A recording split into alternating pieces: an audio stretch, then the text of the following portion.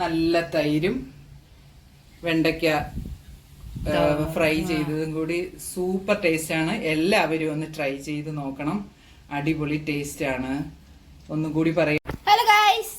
Hi guys, നമസ്കാരം. Welcome to my channel. ഞാൻ ഇന്ന് ഉണ്ടാക്കാൻ പോകുന്നത് വെണ്ടയ്ക്ക മെഴുക്കുവരട്ടി. എല്ലാവർക്കും ഇഷ്ടമല്ലാത്തത് അതിന്റെ ആ ഒരു വഴുവഴുപ്പുള്ളത് കൊണ്ടാണ്. അപ്പൊ ഈ വഴുവഴുപ്പില്ലാതെ എങ്ങനെ വെണ്ടയ്ക്ക മെഴുക്കുവരട്ടി ഉണ്ടാക്കാം എന്നാണ് ഞാൻ. ഇതല്ലാതെ ഈ 2 വെണ്ടയ്ക്ക എടുത്ത് വെച്ചിട്ട് ഇപ്പൊ എല്ലാവർക്കും അറിയാവുന്ന കാര്യം എന്താ ചെയ്യാൻ പോകുന്നതെന്ന് ചോദിക്കരുത്. പക്ഷെ പലവട്ടവും ഞാൻ ചെയ്ത് നോക്കിയിട്ടുള്ളത് നമ്മുടെ തൈര് ഒഴിക്കുമ്പോ ആ വഴുവഴുപ്പ് മാറും. അപ്പൊ തൈരിന്റെ വഴുവഴുപ്പാവും. അങ്ങനെ ഇനിയിപ്പോ തൈരില്ലാത്ത നമുക്ക് എങ്ങനെ ഉണ്ടാക്കാന്ന് നോക്കാം.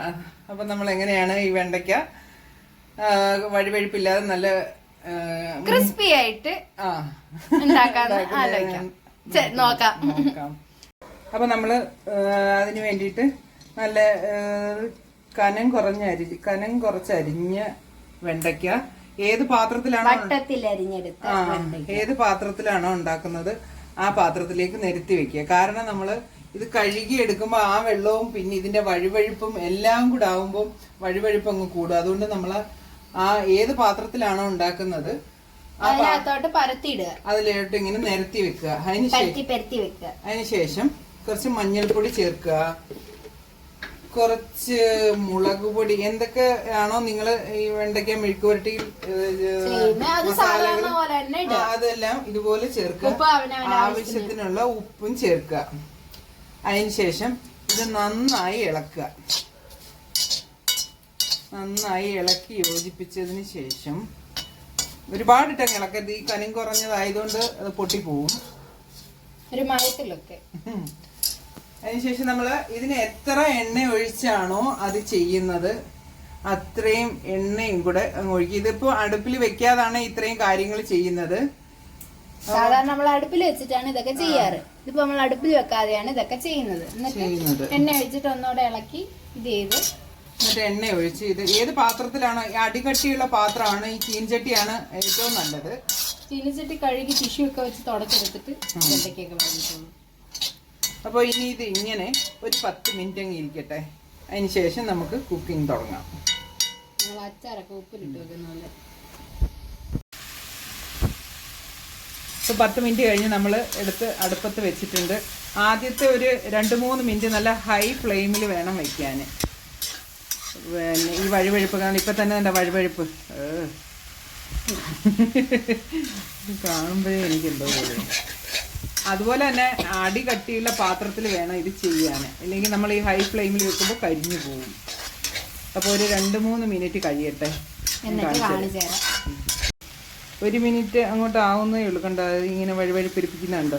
ഇത് ആർക്കും ഇഷ്ടാവില്ല. ഞാൻ ഇടയ്ക്കൊക്കെ മറ്റേ എന്താ തൈര് ഒഴിച്ചൊക്കെ നോക്കുമായിരുന്നു. അപ്പം പിന്നെ തൈരിൻ്റെ ആ ഒരു നനവുണ്ടാവും.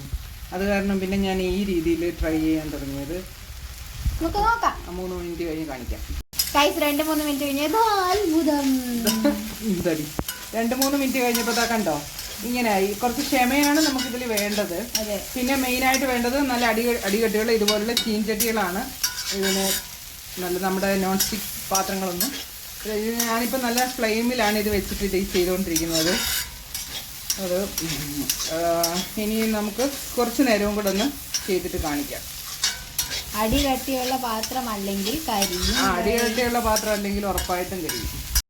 പിന്നൊരു കാര്യം ശ്രദ്ധിക്കേണ്ടത്, ഇത് അടച്ചു വെക്കരുത്. അടച്ചു വെച്ചാൽ ആ ആവിയും കൂടെ തട്ടിയിട്ട് ആ ആവി വെള്ളവും കൂടെ വീണ്ടും ഒന്നുകൂടെ കുഴഞ്ഞു പോകും. അതുകൊണ്ട് ഒരു കാരണവശാലും അടച്ചു വെക്കരുത്. നമ്മുടെ വെണ്ടയ്ക്ക റെഡിയായി. എനിക്ക് ഇത്രയും മതി. ഞാൻ ഈ ഇത്രയും ആകുന്നത് വരെയും തീ ഹൈ ഫ്ലെയിമിൽ തന്നെയാണ് ഇട്ടേക്കുന്നത്. ഇളക്കിക്കൊണ്ടിരുന്ന ഒരു 5-7 മിനിറ്റ് വരെ എടുത്തു എനിക്കിതിങ്ങനെ. കണ്ടോ ഒന്നൊന്ന് തൊടാതെ വന്നത് കണ്ട. ആദ്യത്തെ നമ്മൾ കാണിച്ചല്ലേ, ഇതുവരെയും ഞാൻ ഹൈ ഫ്ലെയിമിലാണ് ചെയ്തത്. ഇനി ഇതിലും ഡ്രൈ ആയി വേണ്ടവര് തീർച്ചയായിട്ടും കുറച്ച് ക്ഷമയോടെ ഒരു 10 മിനിറ്റ് 15 മിനിറ്റ് ഒക്കെ ചെയ്താൽ തീർച്ചയായിട്ടും നല്ല എന്താ പറയാ കരിമുരി. ഞങ്ങൾക്ക് എല്ലാവർക്കും ഇത് മതി, ഇത്രയും മതി. അപ്പൊ ഞാനിത് ഇവിടെ ഓഫ് ചെയ്യുകയാണ്. കാരണം ഈ ഫുൾ തീയിലാണ് ഞാൻ ഇതുവരെ സിമ്മിലാക്കിയേ ഇല്ല. ഇങ്ങനെ ഫുൾ ഹൈ ഫ്ലെയിമിലാണ് നമ്മൾ ഇത് ചെയ്തുകൊണ്ടിരുന്നത്. Okay, bye guys. അപ്പൊ എല്ലാവരും ചെയ്ത് നോക്കിയിട്ട് ഇഷ്ടമായാൽ തീർച്ചയായിട്ടും നിങ്ങൾ ആദ്യമായിട്ടാണ് ഈ ചാനൽ കാണുന്നതെങ്കിൽ നിങ്ങൾ വീഡിയോക്ക് ലൈക്ക് ചെയ്യുക, വീഡിയോ ഇഷ്ടപ്പെട്ടെങ്കിൽ കമന്റ് ചെയ്ത് അഭിപ്രായം അറിയിക്കുക, ചാനലിലേക്ക് സബ്സ്ക്രൈബ് ചെയ്യുക. നിങ്ങൾ മുന്നേ സബ്സ്ക്രൈബ് ചെയ്തിട്ടുള്ളവരാണെങ്കിൽ ലൈക്ക് ചെയ്യുക, കമന്റ് ചെയ്യുക, ഷെയർ ചെയ്യുക. അപ്പോ എല്ലാവരും ഇഷ്ടമായെങ്കിൽ തീർച്ചയായിട്ടും അഭിപ്രായങ്ങൾ അറിയിക്കണം. എന്നെ ആദ്യമായി കാണുന്ന കൂട്ടുകാരെങ്കിലും ഉണ്ടെങ്കിൽ ഒന്ന് സബ്സ്ക്രൈബ് ചെയ്യണേ പ്ലീസ്. എന്റെ ചാനൽ ആയതുകൊണ്ടാണ് ഞാൻ ഈ പറയുന്നത്. ഞാൻ വളരെ സ്വീറ്റ് ആയിട്ടാണ് സംസാരിച്ചത്. അപ്പൊ അതാ ഇത് ട്രൈ ചെയ്ത് നോക്കണം ഗൈസ്. ട്രൈ ചെയ്ത് നോക്കൂ, എല്ലാവർക്കും ഇഷ്ടപ്പെടും. ഞാൻ നിങ്ങളെ പോലെ തന്നെ എന്നെ പോലെ ആൾക്കാരുണ്ടാവുമായിരിക്കും. എന്താ പറയാ, തൈര് അതെപ്പോഴല്ല വായിൽ വരൂല്ല. ആ തൈരില്ലാത്ത തൈര് ഒഴിച്ച് ഞാൻ ചെയ്തോണ്ടിരുന്നപ്പോ തൈരും കൂടെ ഒരു വെള്ളമയം പോലെ വന്നിട്ട് ഇങ്ങനെ വെള്ളം പറ്റാതിരുന്നപ്പോഴാണ് ഞാൻ ഈ ഒരു രീതി ട്രൈ ചെയ്ത് നോക്കിയത്. ടാറ്റാ. ഇതിന്റെ കൂടെയും കോംബോ എന്ന് പറയുന്നത് തൈര് തന്നെയാണ്. നല്ല തൈരും വെണ്ടയ്ക്ക ഫ്രൈ ചെയ്തതും കൂടി സൂപ്പർ ടേസ്റ്റ് ആണ്. എല്ലാവരും ഒന്ന് ട്രൈ ചെയ്ത് നോക്കണം, അടിപൊളി ടേസ്റ്റ് ആണ്. ഒന്നും കൂടി പറയുകയാണ്, എല്ലാവരും വീഡിയോ കണ്ട് ഇഷ്ടപ്പെട്ടാൽ സബ്സ്ക്രൈബ് ചെയ്യുക, ലൈക്ക് ചെയ്യുക, ഷെയർ ചെയ്യുക, കമന്റ് ചെയ്യുക, ട്രൈ ചെയ്ത് നോക്കുക.